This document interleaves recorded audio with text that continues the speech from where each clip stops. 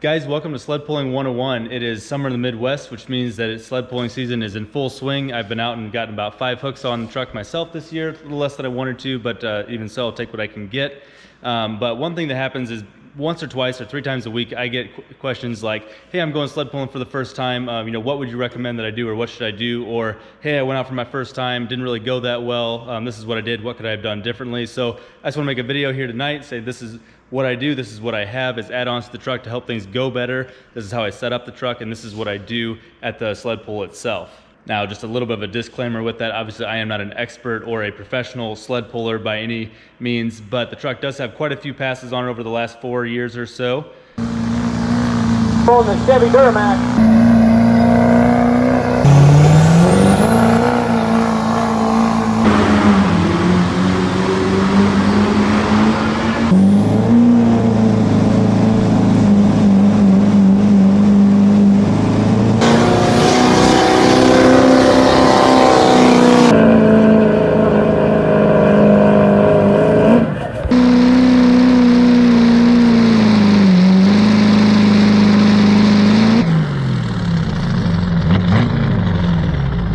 Honestly, it's been running really well, and has kind of a good reputation for just how smooth it runs and how good of a pass normally that it lays down. And for the most part, it's not always just about how much power you have, but how well is your setup done so that you can actually get that power and put it to the ground. So that's suspension, that's tires, drivetrain, everything like that. So we're just going to walk through that, what I do, and it tends to work pretty well for me. So just a little bit of a basic rundown. The truck is now on 18-inch wheels with some BFG KO2s on it. They're probably about 50% tread, so they do pretty well. They get plenty of traction, but they aren't biting too hard into a sticky track for the most part. So I switched out to this versus my proxies this year, and they're doing really well. I've been really happy with performance out of them. The other big thing is traction bars. Always, especially for sled pulling, you're going to want to have a set of traction bars if you absolutely can, just for preventing axle wrap and just keeping that rear end planted as well as possible. Okay, so first things first is your hitch. This is a purpose-built sled pulling hitch from Dirty Hooker Diesel. It's a little bit more expensive, but it's very nice. It's very heavily built. It gives you plenty of adjustment in case you want to go a little bit lower or a little bit higher with your hitch as far as your hitch point. It also has the regulation size hole here, which is 3.5 or something like that inches wide. They will disqualify you obviously if the hook cannot fit in the hole, so this just gives you kind of some of that peace of mind, and it works very well for me. I'm a big fan of it. The other thing here is I do obviously have a roll pan and a roll pan hitch, which just moves the entire hitch point of the truck farther forward towards the axle versus where it would be on a stock truck with a stock bumper, and it just gives you a little bit less of a moment arm for the sled to work with to transfer that weight to the sled. If you can keep it as far forward as possible, then great. I've never pulled with an actual bumper before. I've always, with a bumper hitch, I've always had the sled or the roll pan hitch, but it's worked out very well for me so far. All right, so the first real thing that I do is I'm going to set my hitch height. Normally the regulation height is 26 inches or below. I generally like to go at 25 or 26 inches, so I'm pulling a little bit down so I get as much weight as I can on the truck. So because this truck is lowered in the rear, I've got 3-inch lowering shackles in the rear, I actually have to lift the suspension a little bit to be able to get to that 26 inches because I cannot flip over that hitch. It will hit my my roll pan, so I'm stuck with that as my highest point, and I have to get the rest of it out of the suspension. So what I'll do is I'll set this to 26 inches where it is at right now, and then I'll use my suspension stops to set the height of the truck, and it will no longer be able to lower at all, even as the weight comes down. Now for suspension stops, once again I'm running a DHD bracket. They make a really nice set of suspension stops that essentially bolt down where your rubber bump stops would be at on a stock truck.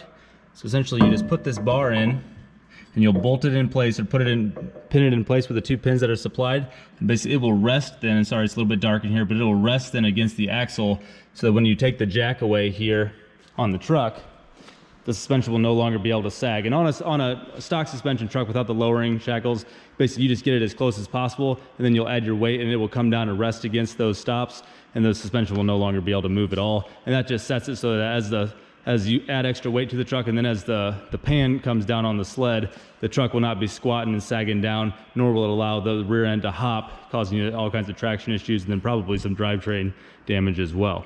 Okay, so we've got our suspension stop set. It gives us our 26-inch hitch height like we want, and you can see that the rear end of the truck is already starting to stick up in the air a little bit.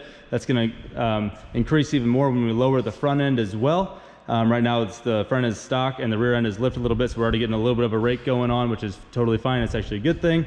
So now we're gonna go ahead and get our sled stops installed as well, and that's just a safety feature. So sled stops have a very important function. Hopefully it's one that you will never need, but that is to stop the sled from hitting the rear end of your truck in case this truck were to come to a screeching halt. If you think about it, you get to 150 feet, 200 feet out on the track, and you're going 23, 25 mile an hour, and something happens to the truck and it comes to slamming to a halt. Well, the sled's not going to be able to stop itself in time, and you're only a couple feet away, obviously, the length of the chain. And so if that were to happen, it's going to come slamming into the rear end of the truck, causing all kinds of frame damage and body damage, if not also some drivetrain damage. So these are purely here to stop that from happening. They're 2-inch tubes, and what I did was I welded 2-inch hitch receivers to the back of my big Chevy hitch, roll pan hitch, and I just slide them in and pin them in place. DHD and Big Chevy Hitch or Big Hitch products, they make a good clamp-on kit as well. I figured this would be super easy. Basically, I just throw them up in place, pin them in. They're really easy to put on, really easy to take off, but this is what I have. Thankfully, I have never needed them. I've seen about 10 different trucks definitely need them. Some of them had them, some of them didn't. It's one of those that I've never needed it, but I'm sure happy that I have them in case I ever were to need it. All right, so at this point, the rear end of the truck is pretty well set. We got our suspension set, we got our hitch height set, we've got our sled stops in, so we are in good shape there. There is one other thing you can do, and that is you can clamp your leaf springs with leaf spring clamps. That will once again just kind of snug everything up and make your suspension really rigid. It also helps to keep your axle in place, especially if you don't have traction bars. I would highly recommend that you do that. I did that for a long time. At this point I don't, because my suspension is not allowed to lower at all, and so when you clamp those together, it's kind of just putting a lot of extra stress on your leaves that it doesn't really need. And also between the traction bars and the suspension stops that I have, I don't really feel like I'm getting any benefit. I've done it with and without now, and I don't feel like I'm getting the benefit. But it definitely, if you don't have traction bars, 100% get a set of leaf spring clamps. They're just U-bolts with a plate on the bottom, and just use that to clamp your overload to your leaves, and it makes everything really rigid and really stout. Okay, so on the front end, the first thing to talk about is tie rods, or at least getting tie rod sleeves. If you try to pull with stock tie rods, you are going to bend them both.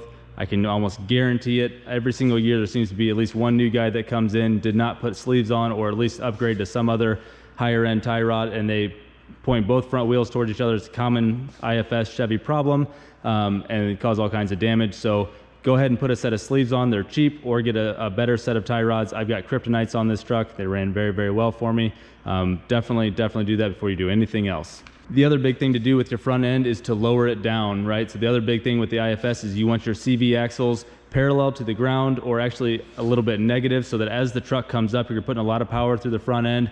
It is going to stand up a little bit, so you want it to start as absolutely low as possible, so that you're getting the best CV angles that you possibly can. So if you're not allowed, if you're in a true stock class or a street stock that doesn't allow hanging weight in the front, you are going to want to almost completely take your keys out. So lift the front end of the truck up a little bit and back those keys all the way out. Honestly, I always just take the bolt completely out so the truck is running as absolutely low as possible, so that when it comes up, it's not going to damage anything. If you're running in a work stock class that allows hanging weight, normally I lower it about 4 or 5 turns, so it's a little bit lower, and then the weight on the front, that extra 400, 500, 600 pounds, is going to keep the front end from standing up and pointing you towards the sky. Okay, so I lowered my keys about 4 or 5 turns. See, the front end's sitting just a little bit lower now. So if we look at my CV axles, you can see they're sitting pretty much parallel, almost a little bit negative there. I'm gonna go ahead and add another 500 pounds or 600 pounds to the front, and they'll sink down even more. And with that added weight, they'll stay down a little bit better than they would without it.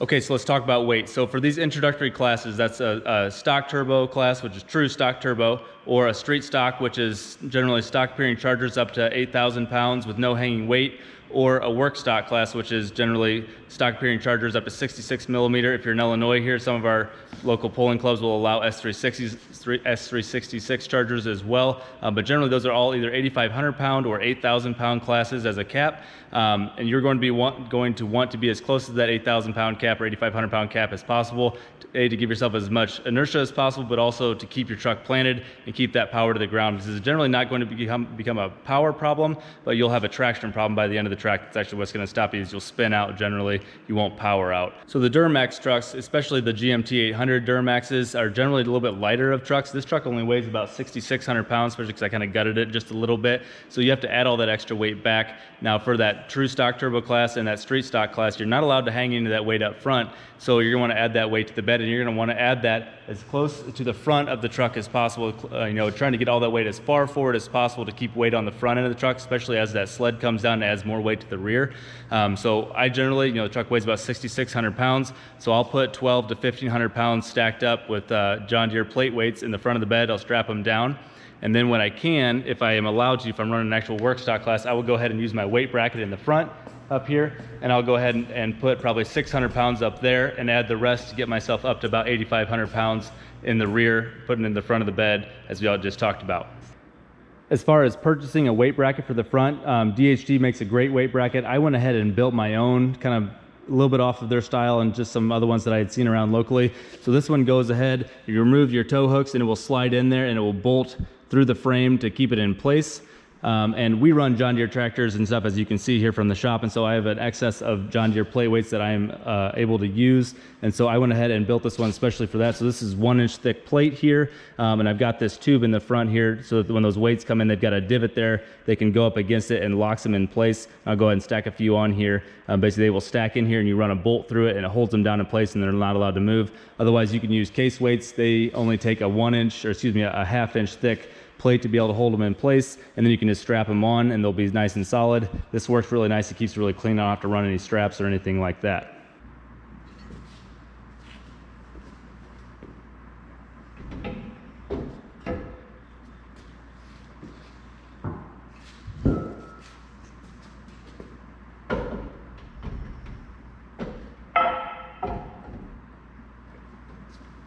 Okay, so that is my setup in a nutshell, guys. Obviously, I did not add all the weight as I'm not actually going sled pulling, and that's a lot of work. So basically, just recapping here, we've got our big hitch in the back. We've got our suspension stops set. So we're sitting at our 26-inch hitch height, and we're not going to move at all. We've got our sled stops on as well so that we don't get rammed by the sled at any point. Traction bars are on. Obviously, we've also got our safety straps on the traction bars, and we've got a loop on the drive shaft, which definitely helped me at the last pull when I ripped the drive shaft out of the truck. And then we've got our weight bracket on the front. Our front end is lowered down as well. We've got our big tie rods in there. So we are pretty well set up and ready to go. Okay, so the truck itself is now all set up and ready. So let's talk about what you actually do as far as the order of operations, getting onto the track, hooking up, getting everything set, and then actually going down the track. So the first thing you want to do as you're getting ready, you know, maybe the guy in front of you is pulling, go ahead and put the truck in 4 low. First of all, so that you don't forget, and second of all, that way the truck has time to engage, everything is rolling together. That way you don't basically hook up to the sled, pull the chain tight, and then put it in 4 low. It might take some time to actually get engaged, and you can actually do some damage if you don't already have it engaged when you're putting power to it. So go ahead and get that done before you actually pull onto the track. Okay, so you're up. The last guy just went. The preppers have already gone through with the tractors, and they're waving you onto the track. So there's the operators there telling you what to do. So you square up to the sled, back up to it. He's going to go ahead and hook the chain. So there's a few more things that you're going to need to do. Go ahead and tension up the chain, and then we're going to set a few more things. Okay, so the way you're going to want to pull is you're going to want to drop it down and limit it in 3rd. If you have the ability with the tap shifter, you can do it with that too, but we're going to go ahead and just put it in 3rd here. And then we're going to put our tow haul on as well, so the truck can go ahead and lock the converter when it feels it wants to there in 2nd gear. Now the other thing that I have that is really nice to have, sorry for my other junk in here, is I've got a fleece alley locker that allows me to lock and unlock my converter. So what I go ahead and do is I make sure that it's set to unlock, and then at the end of the track, when I feel the sled hit, I'm gonna go ahead and flip that on, and it's gonna unlock the converter for me, bumping up my RPMs again and just giving me just a little bit better, once again, higher RPM, just trying to squeak a few more feet out. You don't necessarily have to have one of these, but it definitely helps. So I go ahead and just make sure that that's set to unlock, and then I sit here and hold it with my hand, and then I'm ready to unlock it there at the end of the track. The other thing that I have in this truck is I've got an E-locker in the front, so that I can lock the front wheels together instead of having an open diff. I've got a lock diff in the front, and I've got that over here on the side with this button here. So before I put it into 3rd, when I'm still in in neutral from backing up to the track or backing up to the sled, I'll go ahead and engage that as well, so that my front end locks together, and then I'll roll forward so that it has a little bit of time to engage. So we'll tension up the chain, put it in, drop it down into 3rd, get our alley locker ready. We'll put it in tow haul and we're ready to go. Now, when it comes to the actual launch, there's a couple different ways you can do it. I'll just tell you how I do it. Other people like to come out a little bit softer. Normally what I like to do is I like to brake stand the truck, slowly bringing up the RPM till I've got about 10 to 12 PSI of boost. At that point, you know, especially in 4-low, you got so much torque down there that the truck is starting to push through the brakes. So basically when I know that I've got a good head of steam building up and this truck's starting to push through, I go ahead and I let off the brake and I completely punch the throttle.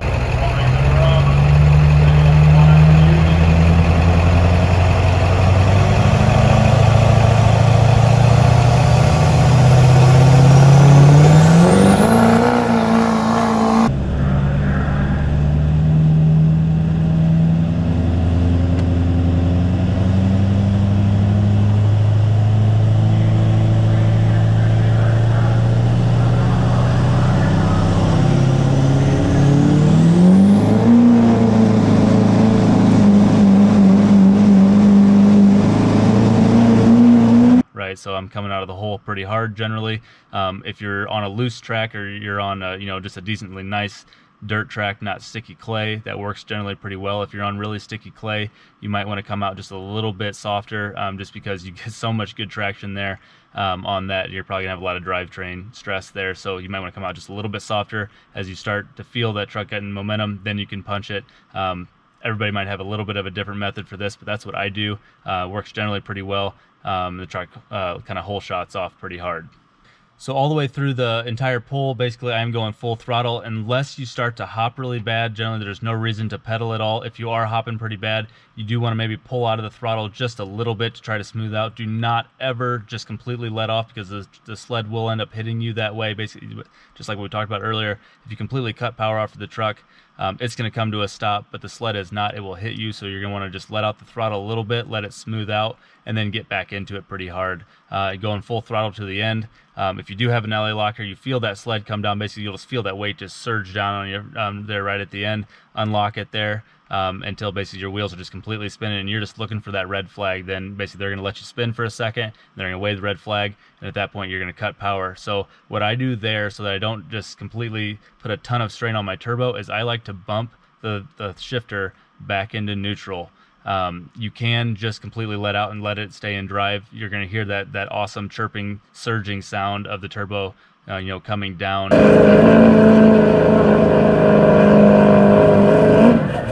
While that sounds amazing, it's not actually good for the Charger to do that. It does sound amazing, but do not do that if you can help it. So a lot of times I will just softly bump up my shifter into neutral, and that relieves the load off the Charger and off the engine immediately without doing any damage to it at all.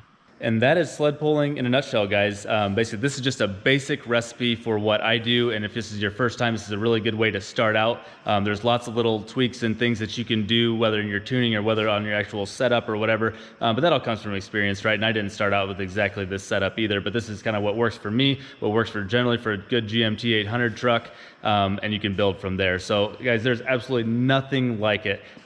Just the adrenaline rush that comes with it. It is the craziest 20 to 25 mile an hour that you'll ever do, and it's just an absolute blast. Your heart's pumping, and it's a ton of fun. So if you haven't done it and you're looking to get into it, I absolutely recommend that you do it. It is not the cheapest sport out there, that is for sure.